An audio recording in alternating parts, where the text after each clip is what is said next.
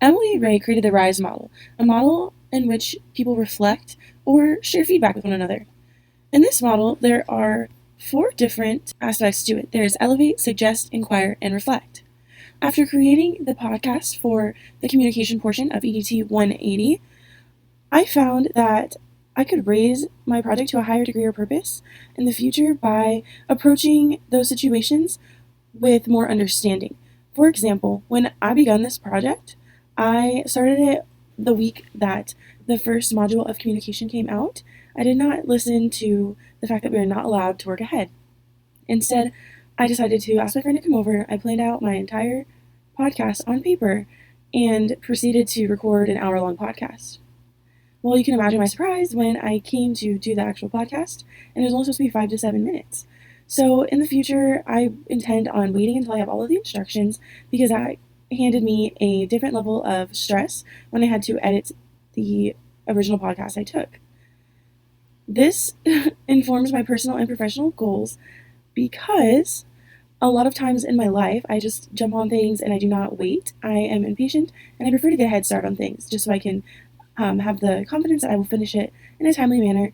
Instead, it normally takes me back a lot. So in my personal and professional goals, for example, I want to be a therapist. Well, you can't exactly jump ahead on a patient's or provider's plan when it comes to, their care plan. You have to wait and see them for a few weeks, if not a few months, before creating this plan. So this will totally feed into my professional goals as a psychotherapist. For suggest, you are to introduce ideas for improvement for the current. I could have improved my performance during this project by allowing myself more time.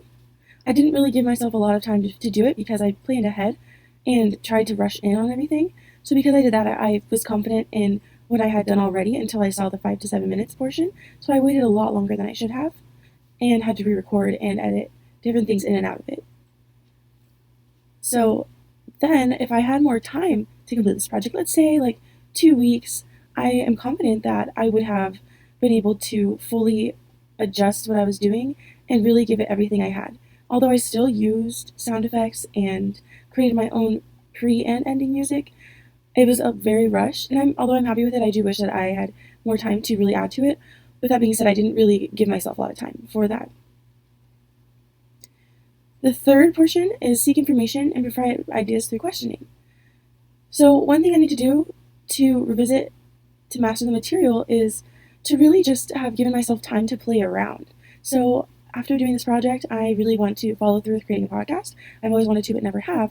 So I can improve my performance in this situation and master the material by just spending time on GarageBand or other apps. So because I used GarageBand for this, it was really difficult for me to edit it.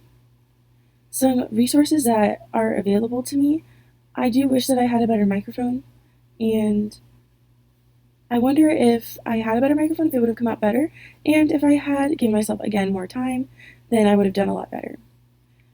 I also do wish that I pulled more ideas from the book that I'm reading right now for sociology and incorporating that within the podcast, because it would have really added a more educational and personal touch. And the fourth aspect of the RISE model is to reflect, recall, ponder, and articulate. My behavior influenced my performance during this because I didn't allow myself enough time. I waited until the last minute to finish all my editing, posting, and what have you.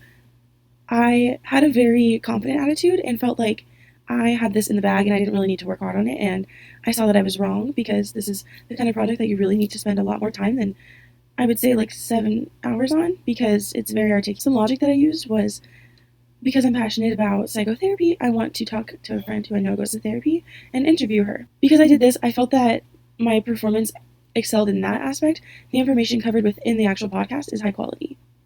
What worked for me was to record my podcast was using GarageBand. It has the technology to be able to time myself and ensure that I am constantly going. With the touch of a space bar, I can pause, and with the touch of a space bar, I can begin recording again, which was very helpful to me because I stutter sometimes, and I also was interviewing a friend, so I started laughing a lot. What didn't work for me was trying out different podcast platforms on the internet. They always said that they were free, and then they decided to charge. Another thing that didn't work for me was voice memos. And To add one more thing that did work for me was planning in advance. I knew exactly what I was going to say, and the conversation flowed. Instead of using a script, I used a working outline, and this outline really was an add to what I did.